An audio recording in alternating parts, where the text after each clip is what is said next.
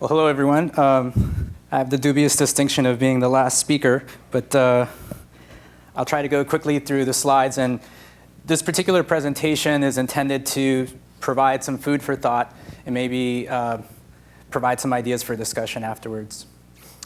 So the title of my talk is Scalable Instrumentation for Environmental Monitoring. And in particular, the topics I'll be touching on are different ways, depending on the application, that can be used to enable larger scale environmental monitoring, and that in order to do that, you need lower cost, lower power, et cetera, which I will touch on. I'd like to acknowledge some of the students that have worked on different pieces of the system and also different initiatives that I'm involved with. Separately from my research at the Media Lab, I'm involved in a lot of work related to technology for developing countries. So a lot of my work is motivated in that context. So I will discuss some of the motivation for the sensors, provide some examples of different sensor emerging technologies, as well as connectivity solutions. So the motivation is pretty similar. I'll just skip through a lot of this for this particular audience, but we want to address environmental concerns not only in the developed world, but also in the developing world. And one of the collaborators, One Earth Designs, I'd like to just mention them, who are looking at air quality concerns in the developing world. Millions of people around the world cook food using not very clean fuels, and it's a large health problem. We're also interested in, we have some sponsors here at the Media Lab, companies like Procter & Gamble, who are also interested in looking at things inside the home. So we have quite a variety of applications, traditional ones, agriculture, forestry, early warning and disaster systems, which is a pretty important issue for developing countries. We've done some initiatives in our classes with Catholic Relief Services in India. And of course, a related topic is infrastructure monitoring. I was happy to see that on the attendance list, someone here is from Kew Gardens, but we think that education is a very important part of environmental monitoring, and the Media Lab has a long history in different educational initiatives to introduce younger age people to different information technology tools to learn and explore their environment. So the primary challenges for any sort of technology that we deploy, one is cost. So if we want to go beyond, let's say, a couple hundred sensors or go beyond 100, cost starts to become quite a bit of an issue. Another thing, depending on where we deploy, in many cases, connectivity is a large problem. Sometimes we may not always need real-time data, but even getting data at all would be nice, and some places it's difficult to do. And of course, there's maintenance things related to practical issues such as battery life. Commercially available sensors, there's many companies, but a lot of tools are available. They're generally, although many of them are quite accurate, it's probably more than what we need for a lot of different simple applications and creating large maps. Of course, there's large networks that you can radio link large farms, but we want to do something more portable.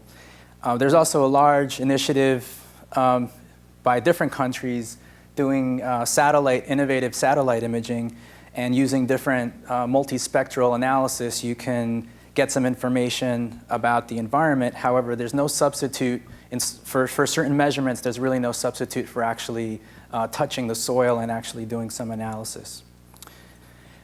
There are some interesting low-cost examples that I've been a big fan of, and one example was after the Chernobyl disaster in Russia, well, the Soviet Union back then. The government did create some low-cost Geiger counters for the population, and these you could still buy on eBay. And I bought mine in Berlin, but it was a pretty neat innovation. So some of the technology that sort of has led me down the path of looking at some of these portable infrastructure is the first project I was involved with, we were required to put a weather probe on Mount Everest. And because of the terrain and because nobody was going to be there, it had to operate when nobody was there. We ended up using a satellite service, which is the same as a satellite service that's used to tag and track like whales and penguins and these other like marine animals as well as birds. And that worked pretty well. However, satellite service is quite expensive. I think it was $1,500 per device per year. We've had a variety of international events here at the Media Lab, one which was called Junior Summit, and I organized a workshop so kids can build their own little weather probe. And this one happened to be, you would connect to your PC, log data, and then upload it to the website. So we had a clickable map. And back in the late 90s, you know, it was a pretty tedious process to create a clickable map. You know, Google Maps didn't exist back then. But I started thinking about the connectivity problem, and you know, when you are in extremely remote places, how can you get the data back? So let's see, I don't have a laser pointer here, but if you make a plot where along one axis is sort of increasing infrastructure going to the right, infrastructure meaning like roads, and on the y-axis going down, increasing population, you'll see that the different choices of infrastructure, of communication infrastructure available to you is pretty concentrated. You have many options on the upper left. So in urban population centers, obviously you can use anything from landlines and traditional radios. But as you start to go out from that corner, your options get much decreased and the cost goes up per bit. So down at this corner, you're really stuck with satellite or maybe shortwave radio if you have the power.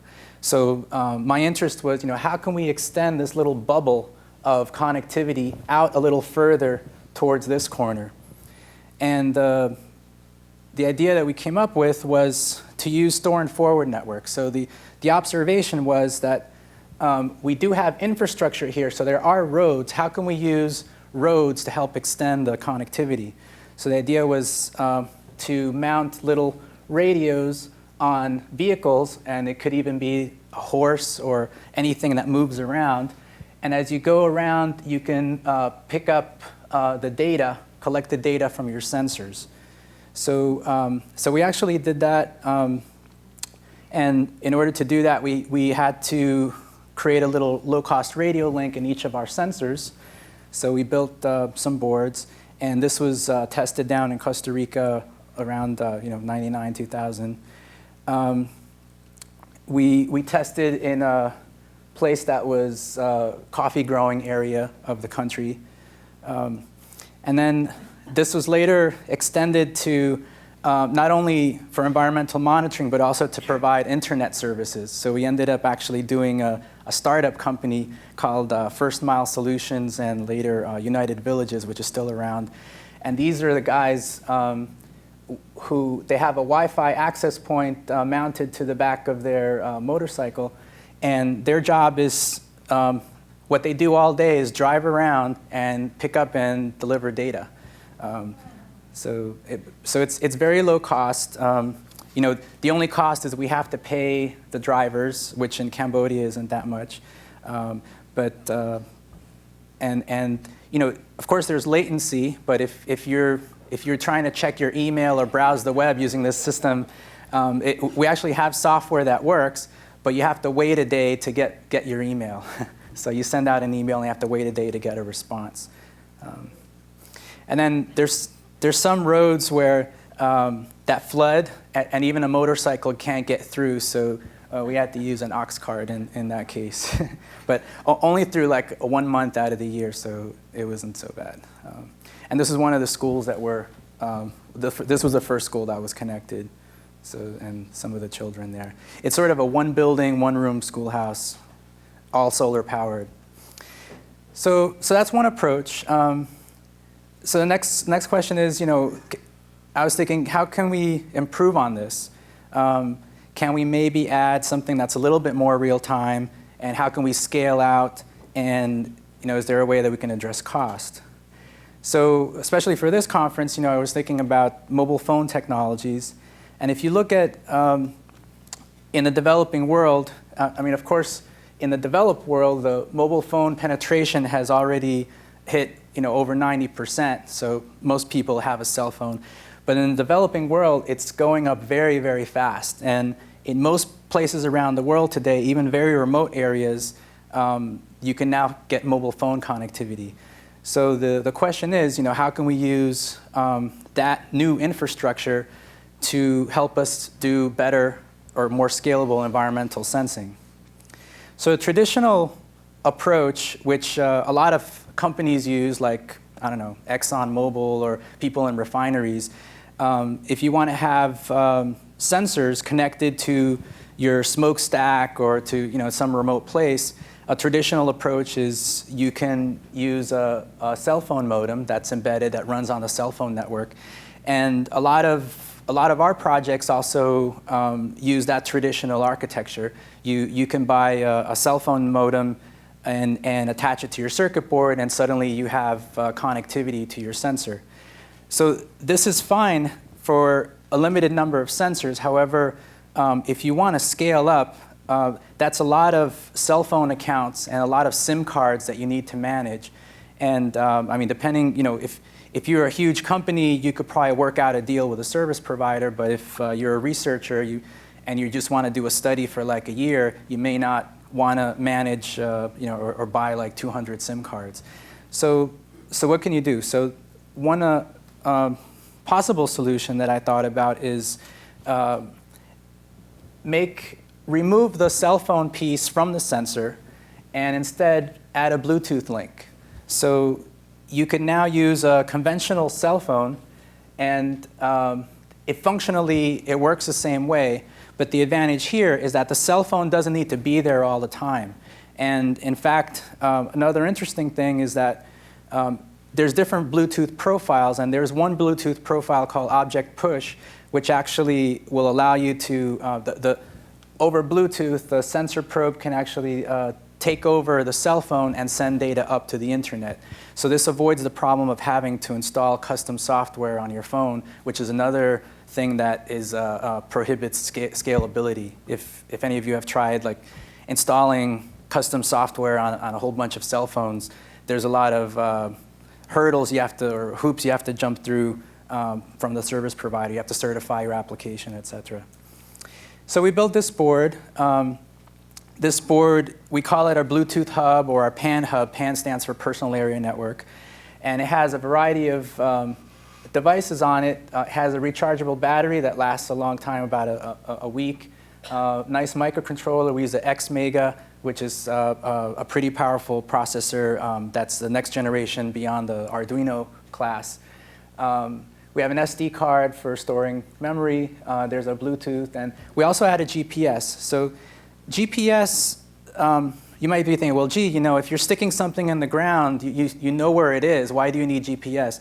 Well, GPS is actually very handy because you get a timestamp, and GPS is the most accurate time that you can get. So even if the sensor's not moving, GPS is still very handy to have. So the advantages are, if you take out the cell phone piece, it reduces the cost and the power, and provides some advantages on deployment. And another thing which I feel strongly about is that there's a lot of e-waste. This is something that we don't really discuss very often, but so many phones are being thrown out because people get a new phone every, 6 months or a year. And as a result, there's a lot of phones and dangerous chemicals piling up in landfills, and that's a serious environmental problem in itself. So if we could do this architecture, we don't need to have the latest and greatest cell phone, but we do need a cell phone that has Bluetooth on it. But this might help alleviate, if we can find other uses for old cell phones, I think that's a plus. How can we scale further? So if we wanted to go to even a larger number of sensors, This board also has an additional radio on there, which is a 802.15.4 radio, which you may know as Zigbee. So 802.15.4 is a physical layer for Zigbee. I personally don't like Zigbee that much because it has a lot of overhead, but 802.15.4 with your own custom protocol on top is great. And it's very low power and works very nicely. It's very robust. So you can have a large array of sensor probes, little things that you stick in the ground or embed in, it could even be an animal that's walking around. And this has a range of, depending on your antenna, has a range outdoors of, let's say, 70 meters or so. And it'll collect data. And because those Zigbee radios or 802.15.4 radios are fairly low power, those sensor nodes can be very low power compared to your hub, to your base station, to your Bluetooth base station. And to get the data back, you can do the same as before, connect with your cell phone and send it up to a server. So here's our implementation. You can buy those little probe packages from Home Depot and a variety of other stores like Walmart. I've been able to get them for under $6, and basically we stuff them with our own electronics. But and I have one example right here. And what's nice about these is that you can see the little flashing light. But what's nice about these is that there's different designs, but the lowest power design actually doesn't require any battery at all. It just uses the different potentials of the different metals. So you can get copper, brass, and zinc. And when you stick it in the ground, you actually get a different voltage depending on the conductivity of the soil and the pH. So if you want to do things for very low power, you can actually get rid of batteries altogether. But of course, the radio needs a battery. And if you want more precise pH measurement or more precise conductivity measurement, you do need to have a battery. So what I'm presenting here are different options, but there is a very low cost, very low power option if you want to do that. And we also have a website that's currently under construction. But the main point here is there's probably thousands or hundreds of thousands of websites that do mapping, but in particular, we were interested in creating a very simple, easy-to-use mapping site that children can use even in schools. But what makes this website unique is it's specifically designed to let people build their own sensors and plot data on a Google map that shows a sensor data. And it's shown not in little points, which is a traditional Google map way. We use JavaScript and kind of an overlay that has a sort of a translucent cloud that appears over the sensor region. So, we try to keep the software as minimal as possible, but the idea here is just to create a tool that makes it easy for people to get started on a project. And like I said, we're interested in working with schools. On the sensor side, so you may be wondering, well, what are we doing on the sensor side? One interest is sensors for food and water. So one example that we got a request for is milk. So in India, there's a need to have some sort of probe or device that can test milk because since a lot of the society is vegetarian, they rely on milk for a lot of their nutrition. However, there's some people out there that dilute the milk or they add other chemicals in. And some of the fraudulent milk doesn't even contain any milk at all. So we've been looking at what we call impedance spectroscopy, which is one standard technique that's used in an industry to analyze things like fluids and oils and lubricants. So that's something that could be used for environmental monitoring, not only for milk, but for other types of sensors. What about other kinds of chemical sensing? So a very common question that I get is, well, what about things like pesticides or things that create plant diseases, or can you detect a bug infestation or some sort of biological agent? is there obviously there are chips that do this, but is there a lower cost way that we can use? So existing solutions are things like lab on a chip, maybe some of the solutions we heard about this morning. And there's also some very interesting optical techniques that are low power and low cost, which are also emerging. We've used, several years ago, we collaborated with a company called Cyrano Sciences who did artificial noses, and that was an interesting technology. But can we do this? Can we come up with some way that doesn't require a chip?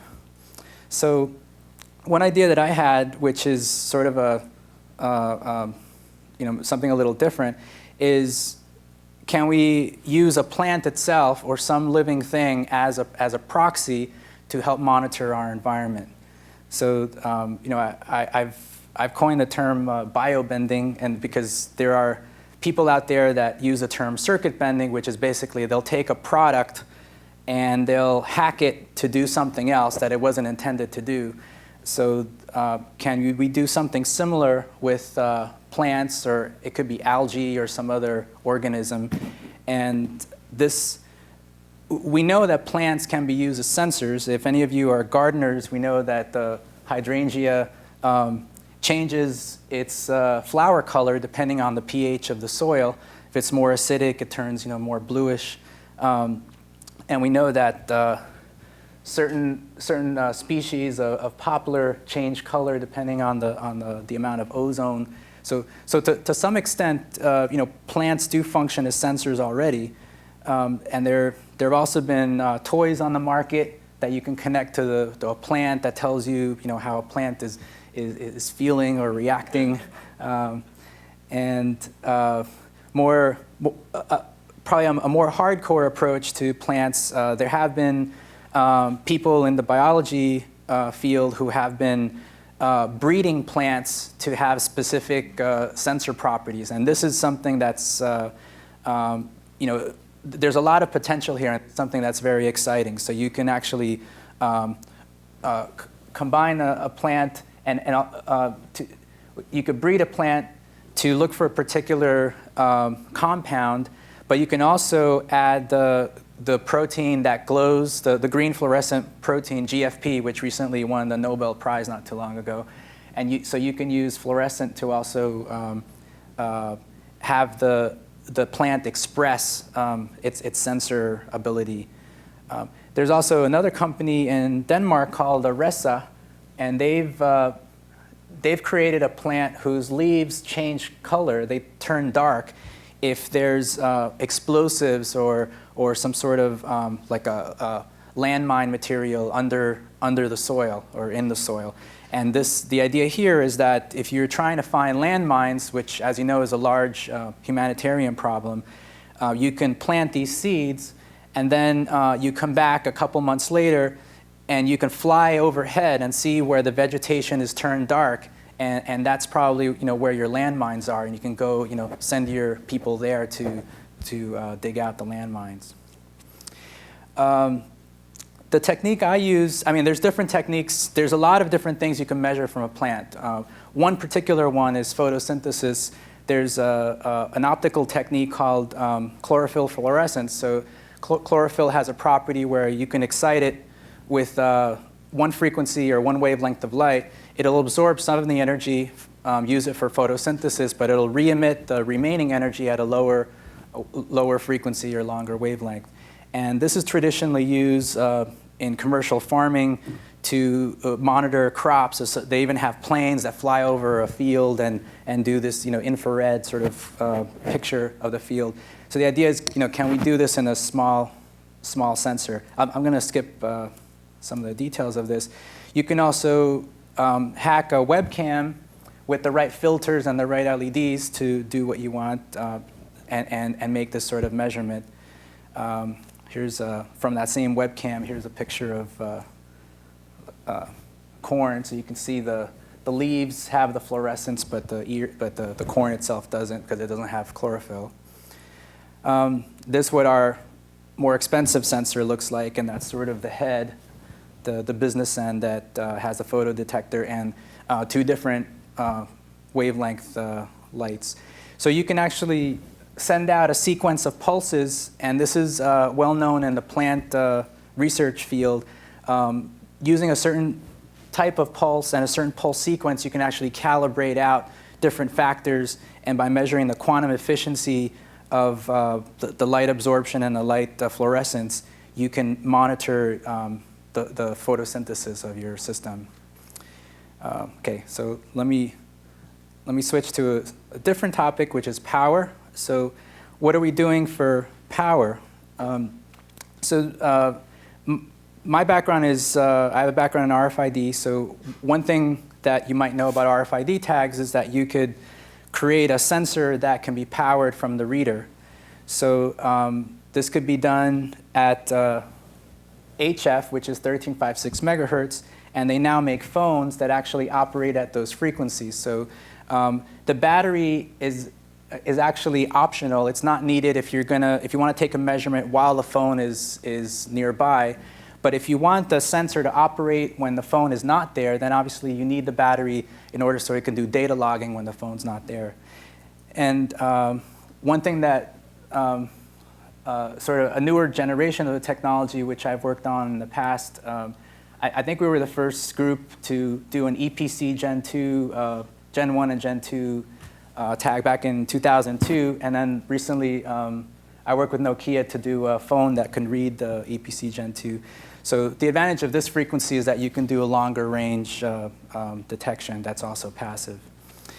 Other more exotic power solutions, another spin-off of MIT that they and I crossed paths a few years ago was a company that is generating power just from the voltage in the tree. So you can actually put 2 spikes in a tree, and you'll notice that there'll be maybe like 0.7 volts and a few microamps, and you can actually with the right power converter box, you can boost that up to a usable voltage.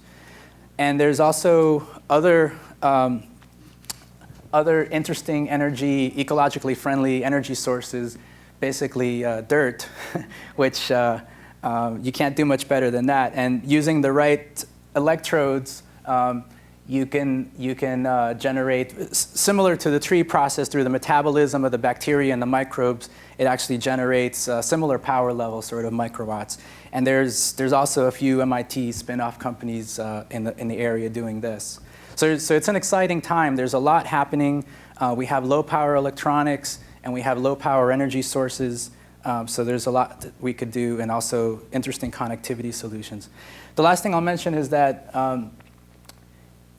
it's often of interest not only to measure the environment, but also, obviously, the environment is very closely linked to your health. So we're also working a lot on different types of physiological sensors, and I have some examples here.